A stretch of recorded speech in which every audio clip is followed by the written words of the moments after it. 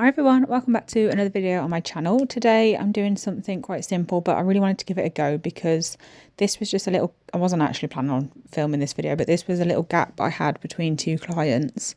And my second client wanted this design. She'd sent me a video of somebody else's work, which I will leave details of in the description, or I will add it on screen if I remember by the time I finish the voiceover, but don't hold me to it. So yeah, I'd seen it on a video that she'd sent me. She sent me a reel of somebody else's from Instagram saying she'd like this for her appointment, and I'd never actually done it with the chrome that I was planning on doing it with. So I thought, you know what, I'm going to give it a quick go before she gets here, just to make sure it's going to turn out okay before I put it on her nails. And it did. They looked beautiful. So I just thought, I'm really glad that I filmed it actually, because it worked out really nice.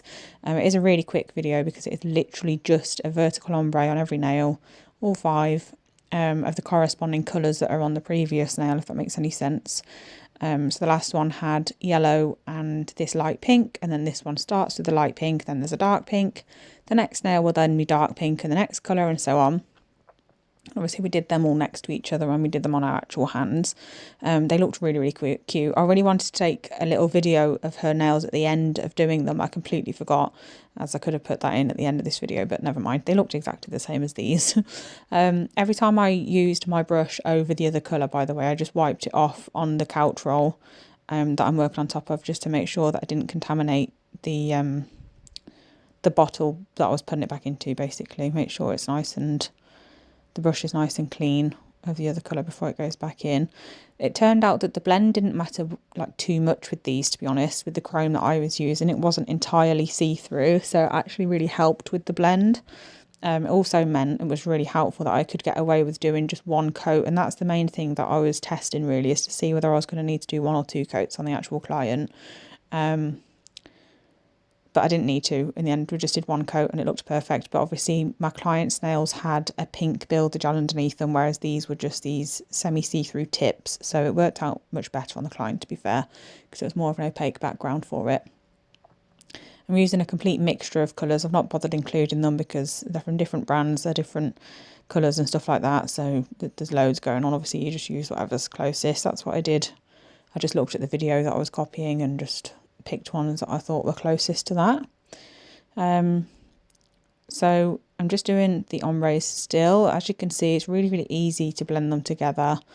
I find vertical ombre really easy, but horizontal ombre, I don't even try it because I absolutely hate doing it with gel. So yeah, vertical ombre is about the only one I will actually do.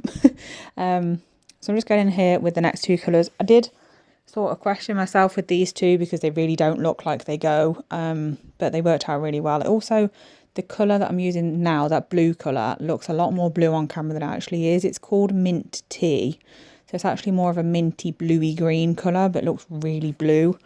But don't get me wrong, like I got to this stage and I was like, oh gosh, should I wipe it off and start with a different colour on the left? But I didn't start again because it ended up looking really nice when it had got the chrome on it. So it was definitely a trust the process scenario, but it worked out well, so it was fine. So just doing the same on this one. This is the last one now, and then all I'm going to do after this is just pop a coat of Nail Order's top coat. Oh, I'm out of breath and I'm literally just sat doing nothing. I've mentioned this in a video before, but I just can't talk a lot at the moment. It's really tiring.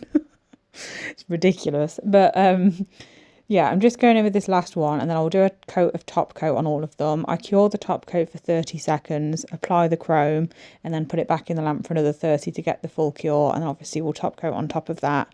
That's just how I do chrome. I found it the best way to get like a nice smooth finish. The chrome that I'm using, that I'm about to show you here, is from TEMU.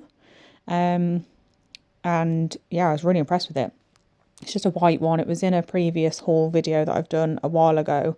Completely forgot that I'd got it, and I was planning on using one of the Aurora chromes from Tia's Beauty for this design, but they're not actually coloured chromes themselves, but they are, for a start, they're two-tone, so putting a two-tone chrome over two already different colours I thought was going to be overkill.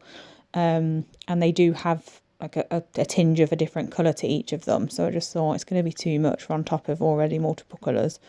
So I thought I'd try this one, which is why I did it before the client came, like just to see how it would turn out. And as you can see, it turned out beautifully. When I first put my sponge on the nail and moved it downwards and saw how white it was, I was like, oh my gosh, it's going to be really silver. It's not going to look right, but as you can see, it blends out lovely. It was so smooth. It wasn't grainy at all. It just looked amazing. So I was really, really pleased with how they turned out. So I'm going to let you watch the rest of the video. Trying to say all my words at the exact same time.